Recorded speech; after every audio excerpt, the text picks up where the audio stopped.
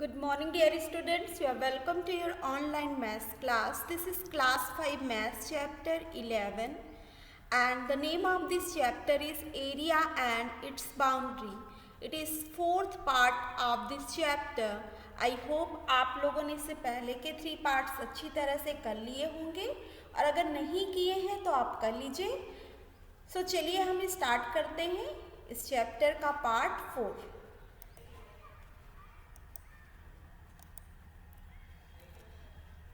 इस पार्ट का first question है, आप इस टेबल को देखिए। If you were to write the area of each of these which column would you choose, make a tick. अगर आपको ये बताया जाए इस टेबल में कि इनका एरिया आपको लिखना है तो कौन सा कॉलम आप चूज़ करेंगे? स्क्वायर सेंटीमीटर चूज़ करेंगे, स्क्वायर मीटर चूज़ करेंगे या स्क्वायर किलोमीटर चूज़ करेंगे? फर्स्ट आप देखिए हैंकरचीफ, और हैंकरचीफ मीन्स रुमाल, हैंकी जो आप रखते हो अपने पास। तो इसकी लेंथ जो होती है वो सेंटीमीटर में होती है, तो इसका एरिया कितने में होगा? स्क्वायर सेंटीमीटर होगा, क्योंकि जो एरिया की यूनिट होती है वो स्क्वायर यूनिट होती है। फिर है साड़ी।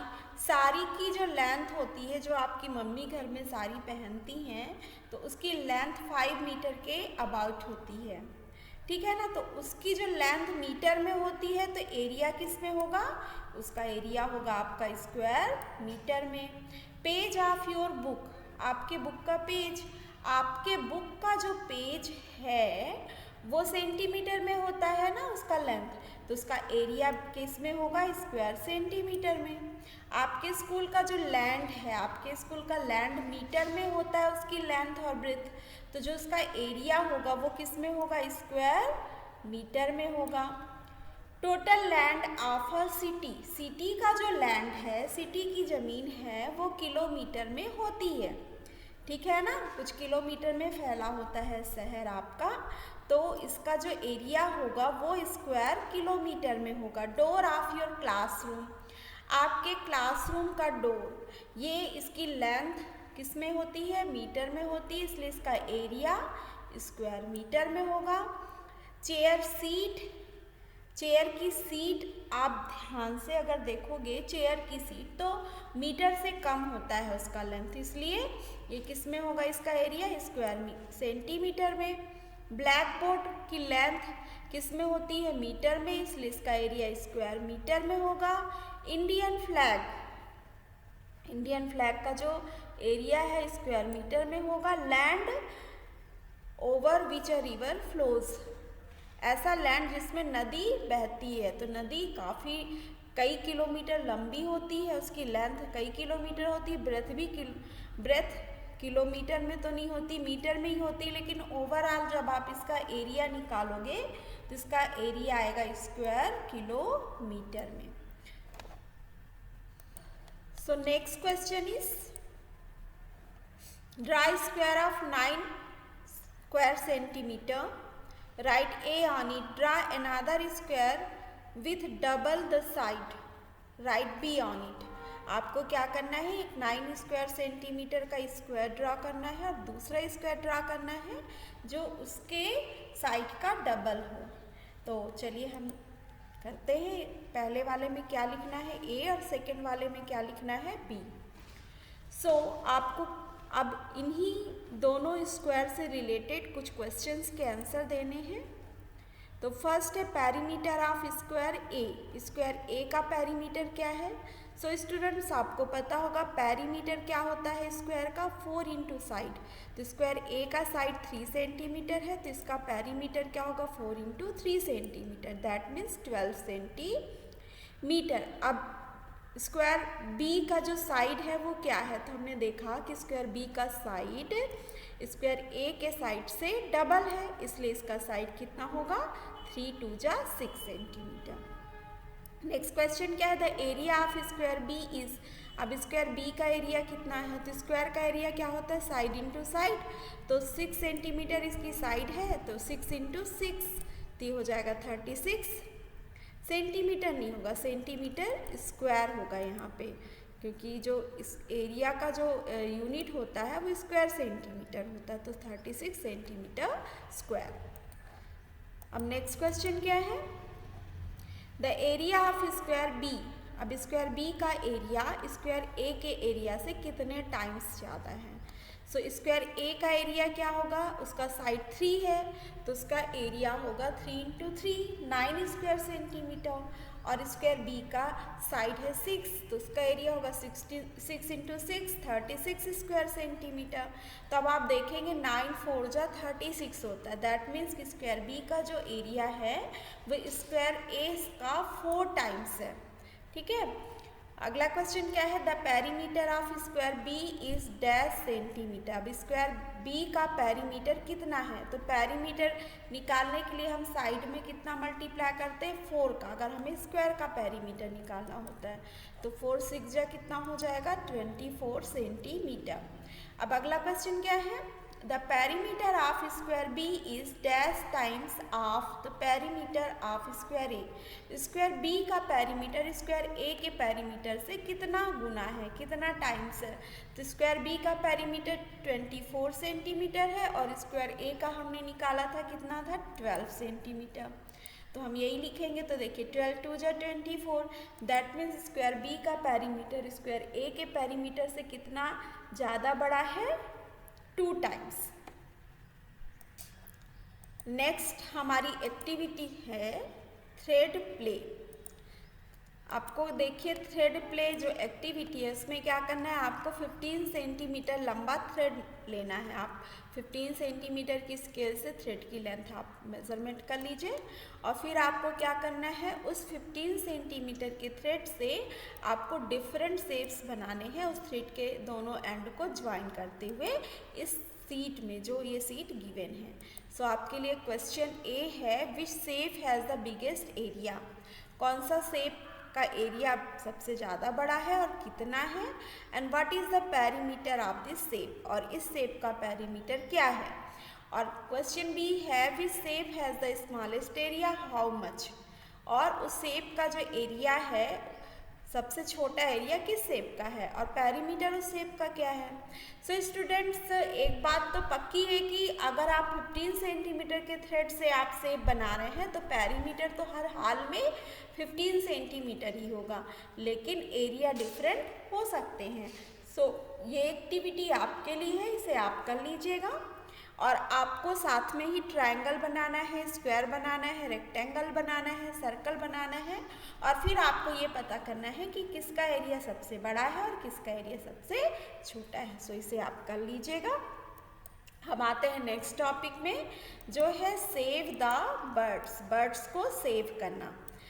तो अब आप देखोगे यहाँ पर एक स्टोरी भी है और साथ में उस स्टोरी के साथ कुछ क्वेश्चंस भी हैं। There are 2 beautiful lakes near a village. People come for boating and picnics on both the lakes. अब एक विलेज के पास 2 ब्यूटीफुल लेक्स हैं, ठीक है, ब्यूटीफुल लेक्स हैं उस विलेज के पास 2 ब्यूटीफुल लेक्स हैं, और लोग क्या करते हैं, उन लेक्स में, उन झीलों में पिकनिक मनाने के लिए आते हैं। The village panchayat is worried. अब विलेज पंचायत क्या है, बहुत परेशान है। देखिए ये 2 लेक है, एक लेक ए है और एक लेक बी है, और यहाँ पर जो ड्राइंग का स्केल है 1 सेंटीमीटर इसमें है, लेकिन एक्चुअल में वो कितना है लेंथ उसका ग्राउंड पे 1 किलोमीटर। विलेज पंचायत परेशान क्यों है, क्योंकि वो परेशान है with the noise of the boats and birds will stop coming. अब बोट्स के शोर से जो बर्ड्स हैं वो आना बंद कर देंगे। The panchayat wants motor boat in only 1 lake. अब पंचायत क्या चाहती है कि सिर्फ एक ही लेक में मोटर बोट चाहती है। The other lake will be safe for the birds to make their nest, और दूसरा लेक बर्ड को अपने घोंसले बनाने के लिए सेव रहें, इस तरह से वो चाहती है। तो अब इसी से रिलेटेड कुछ क्वेश्चंस हैं। क्वेश्चन क्या है, how many centimetre is the length of boundary of lake A in the drawing. अब ड्राइंग में जो ए का है, लेक ए का बाउंड्री का लेंथ आपको बताना है। तो इसके लिए आप क्या कर सकते हैं, एक थ्रेड लीजिए, धागा लीजिए और बुक में आप एक सिरे से दूसरे सिरे तक, मतलब एक एंड से दूसरे एंड तक उसको मेज़र करिए और फिर उसे क्या करिए, आप मेजरिंग टेप से या स्केल से मेज़रमेंट कर लीजिए कि कितना लंबा है वो थ्रेड और फिर उसको किलोमीटर में कन्वर्ट कर दीजिए। उतने ही किलोमीटर वो लेक ए की बाउंड्री होगी। तो चलिए हम इसे सॉल्व कर लेते हैं। When we measure the boundary of lake A with the help of thread, it comes about around 30 centimetre. 30 centimetre आता है, ठीक है ना। लेकिन एक्चुअल में हमने मैप में देखा हुआ है 1 सेंटीमीटर 1 किलोमीटर के इक्वल है, इसलिए लेक ए की बाउंड्री होगी 30 किलोमीटर, वो आप यहाँ पर लिख सकते हो। नेक्स्ट क्वेश्चन क्या, what is the length of the boundary of lake be in drawing. तो यहाँ पर ड्राइंग में पूछ रहा है इसलिए हमने यहाँ सेंटीमीटर में लिख लिया, एक्चुअल में पूछेगा तो हमें यहाँ पर किलोमीटर में लिखना होगा। तो लेक बी की बाउंड्री हमें निकालनी है, ड्राइंग में कितनी है, तो सेम उसको उसी तरह से आप करोगे जैसा कि हमने ए का किया हुआ है। When we measure the boundary of lake B with the help of thread, it comes out to be around 25 centimetre. ये एक्चुअल में कितना आया, उसमें ड्राइंग में 25 सेंटीमीटर आया। नेक्स्ट क्वेश्चन क्या है, how many kilometre long is the actual boundary of lake A. Lake A की बाउंड्री एक्चुअल में कितनी है, तो हमने देख लिया हुआ कि स्केल कितना है, 1 सेंटीमीटर इक्वल टू 1 किलोमीटर का स्केल है।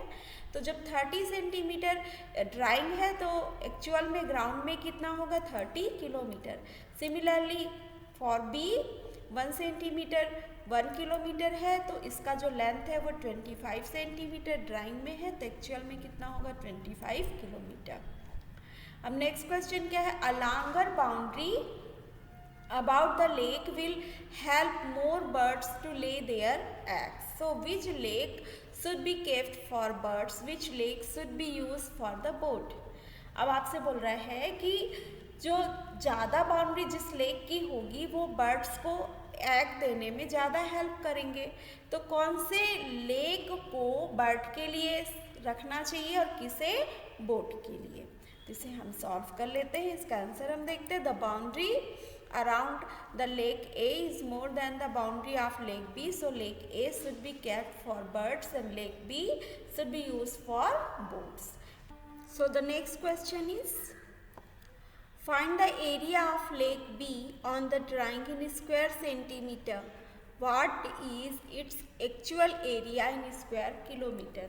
तो आपको ड्राइंग में एरिया निकालना है लेक बी का स्क्वायर सेंटीमीटर, फिर इसको निकालना है आपको कि स्क्वायर किलोमीटर में इसका एक्चुअल एरिया कितना होगा। तो इसका एक्चुअल एरिया जब आप स्क्वायर किलोमीटर निकालेंगे तो सेंटीमीटर को स्क्वायर किलोमीटर में कन्वर्ट कर दीजिएगा। तो चलिए हम इसे सॉल्व करते हैं।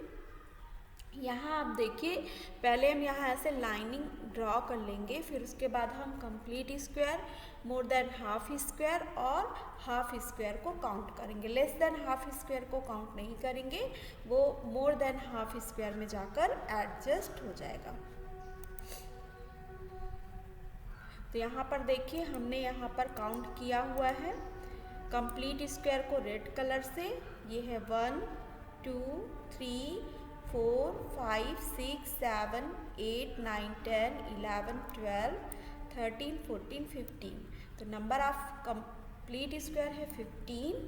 फिर मोर देन हाफ स्क्वायर को हमने इस कलर से किया हुआ है 1 2 3 4 5 6 7 8। 8 स्क्वायर मोर देन हाफ है। फिर ब्लू कलर से किया हुआ है हमने हाफ स्क्वायर को 1 2 एंड 3, और ये जो लेस देन हाफ स्क्वायर है ये जाके एडजस्ट होगा आपका मोर देन हाफ में, जिसे हमने काउंट नहीं किया हुआ है। तो हम इसको सॉल्व करेंगे। यहाँ पर हम लिखेंगे number of complete square 15, number of half square 3 and number of more than half square 8। So students, 1 complete square का एरिया है 1 सेंटीमीटर स्क्वायर। तो 15 कंप्लीट स्क्वायर का एरिया होगा 15 स्क्वायर सेंटीमीटर।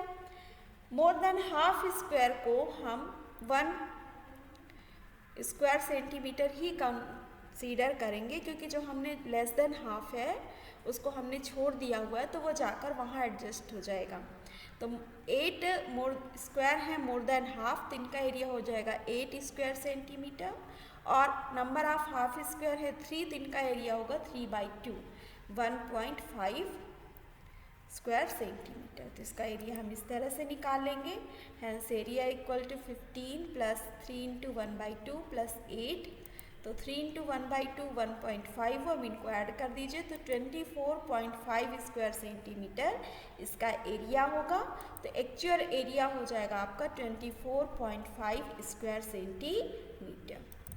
सो स्टूडेंट्स, आज के वीडियो में इतना ही। ये चैप्टर आपका 5th पार्ट में कंप्लीट होगा। सो आप चैनल से बने रहिए और जो भी मैं आपको पढ़ाती हूँ उसे कंप्लीट करते रहिए। तो हम मिलते हैं इस चैप्टर के 5th और लास्ट पार्ट में।